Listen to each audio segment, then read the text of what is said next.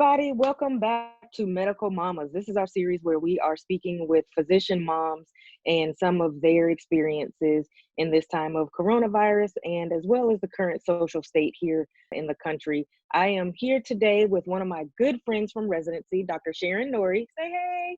Hi. So Sharon and I, like I said, we just said we did residency together, and we had some wonderful experiences.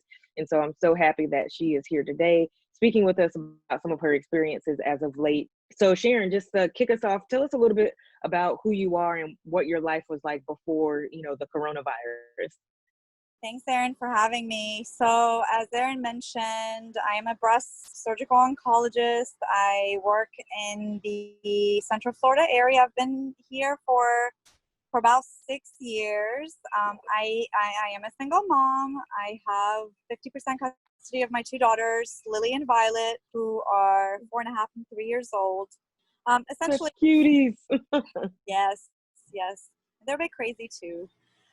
But prior to Corona, I mean, just normal mom, toddler life, work and then come home and sometimes we would be able to go out to dinner or, on the weekends, I would be able to take them out to the mall or the zoo.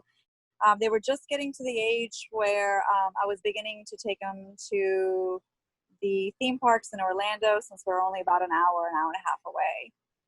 That was the pre-Corona life. So close to the beach. How often were you going to the beach? So actually, we live on the beach. So we live in a condo on the beach. So this happened around March. So the weather was just beginning to get nice. So we hadn't really started going to the beach that often, to be honest. Okay, so no beach for you, but hanging out on private sailboats, I see. So not not slumming it during Corona like some of us. This is actually a new experience for me that came about after Corona. So I can't say that I'm a sailor at heart, but I'm learning. Cool. So do you recall the day that everything went into place with regard to shelter at home? Do you just recall what was going on at that time? So I was aware of, the whole Corona virus probably starting in January and February because I actually went to France in mid-February and there was already talk of, of what was going on in China. So I was already aware of the global impact. And that affected my travels in a bit because I was just as surgeons, I think we're all pretty keen on hand hygiene and all that. I was even more acutely aware of what I was touching my face. As far as when it became more of an issue in the States, it was right around spring break. Essentially, when they canceled or they said that they weren't going to have the kids back, it coincided with when my girls were beginning spring break. Okay. So tell me what that looked like for you, that transition, you're a single mom, sharing custody. What did that whole transition to now co-parenting from home, how did that work out for you? So essentially, my work life did not change that much because I am a cancer doctor. I had to continue to work, and even though I did some telemedicine, I still had to see most of my patients in the office, as either, for their pre-ops or their post-ops. So I luckily I have two great nannies who really came through and were able to stay with the girls longer. Before, the girls used to go to daycare/school, so they were there for the majority of the day, and then the nanny picked them up. After the shelter in place, they essentially were at home all the time.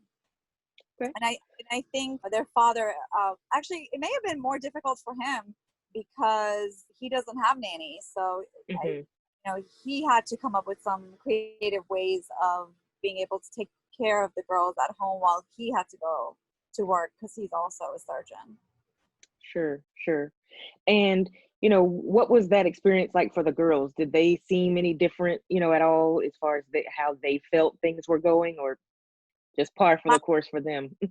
yeah, my no, my 4-year-old definitely noticed the changes. The 3-year-old not as much.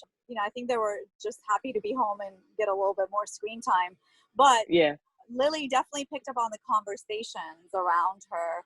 There were many nights where we discussed what coronavirus was, and one of the funniest things that she said to me was, "There's 3 names for coronavirus. That calls it coronavirus. You call it COVID, and other people call it Rona." Yeah, I must say we call it Rona around our house. Yeah, So yeah. it's just You want a term of endearment, I guess. much of coronavirus were there. Yeah. Um, so how did this kind of affect you, like mentally, even, just this whole process? I know it's kind of tough, us being surgeons feeling like, we're in control of everything all the time and just able to, affect outcomes. How did it feel for you? I honestly can say that it definitely brought out more anxiety. And you're right, we tend to control situations and outcomes. And, there were and still are so much unknown about this disease, this virus. For a while, I was a bit saddened because I felt like, I had lost faith in medicine, something that I always believed in, something that I know could treat people and help and eradicate diseases. And Yeah. for a bit, it felt like, we couldn't get a grasp on what was going on and how to get rid of this. And we're still Yeah. working on it. Definitely. Yeah, it's definitely, even for me, like one of those nerve-wracking experiences. You're just, it's the unknown sometimes, and the fear of unknown. And we take so much time and study all those years and do med school, residency, and everything. And just to have so many unknowns out there and for you the day to day and how to treat people can, be just like you said, very anxiety provoking. So thanks for sharing that with us. A lot of people don't want to admit that vulnerability. In hindsight, now with everything that's going on, do you think that there's anything that you would do differently at all during the course, whether would that be work life or home life? Maybe maybe spend less time like on social media and news, because I think for a bit it was a bit obsessive and overwhelming. That's a decision I had to make to cut back on how much information I was getting. Yeah, definitely. I got to the point where I only allowed myself 10 minutes of news a day because and me having a 16-week-old, it can be very distressing to see what's going on. So yeah, the getting away from some of the outlets, our typical outlets, um, definitely played a big role. Tell me, what is maybe one positive thing that you learned through all this with the shelter in place? It's one good thing that came out of it. Well, you know what? Again, I am a single mom. My family is in Atlanta. What I came to appreciate, my support group here in Florida, Yeah. um, my boyfriend, my nannies, my best friend slash medical assistant. Those guys really came through for me and were able to not only help support the kids, but also support me emotionally. Good, good.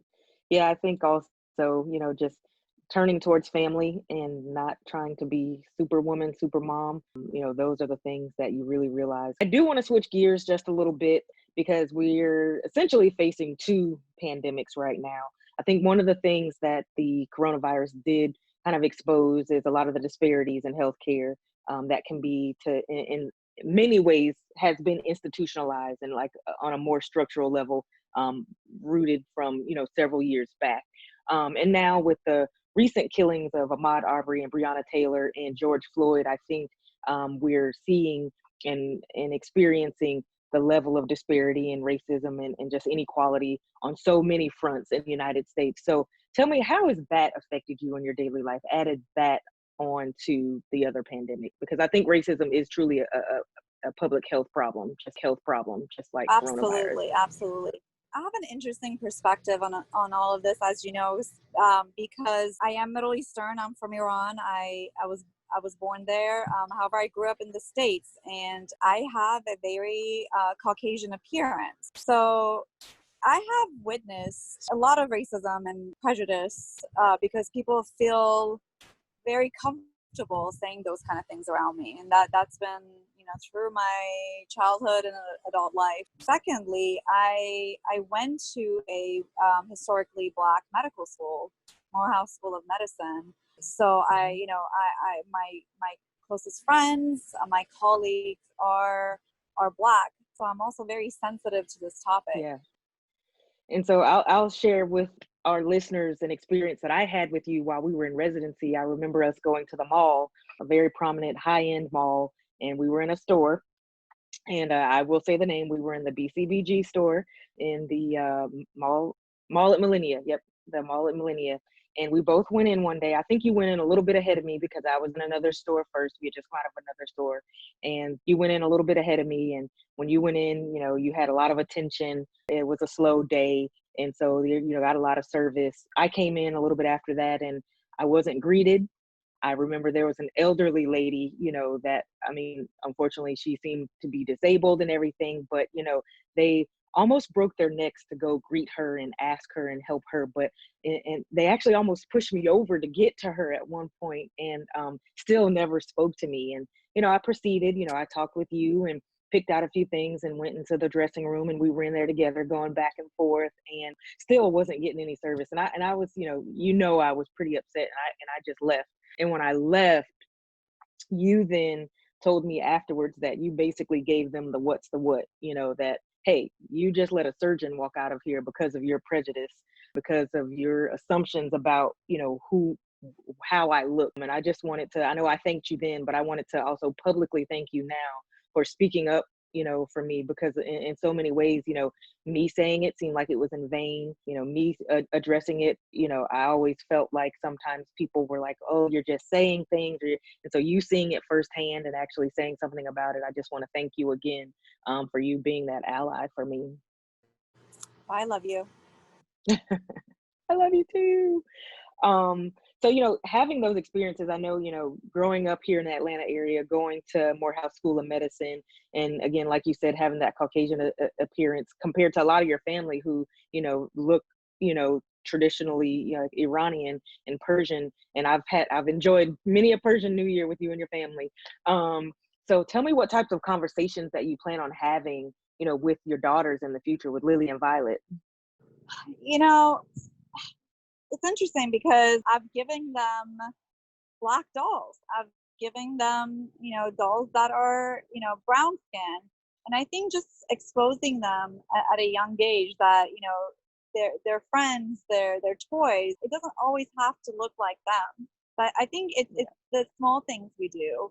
And I think just having exposure to different people and different ethnicities and cultures is also going to enrich them. Yeah. As far as conversation, just like the coronavirus, if Lily comes to me and asks me about why people are outside, I have to tell them that, well, there is some unrest among people and we have to address it. And people are out there defending their rights and trying to make a better future for all of us. Yeah. So true. So true.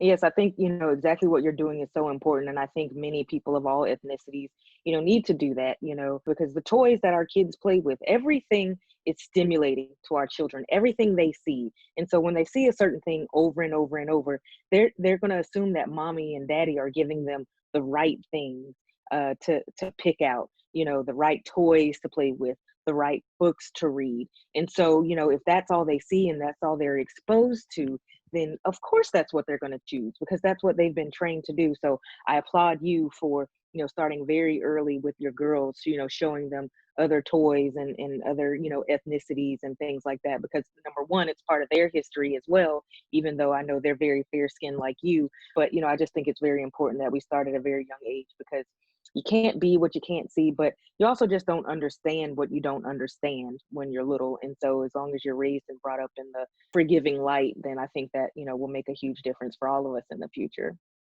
So any final thoughts or comments for this? I'm sorry it had to end, but this has been such a great conversation.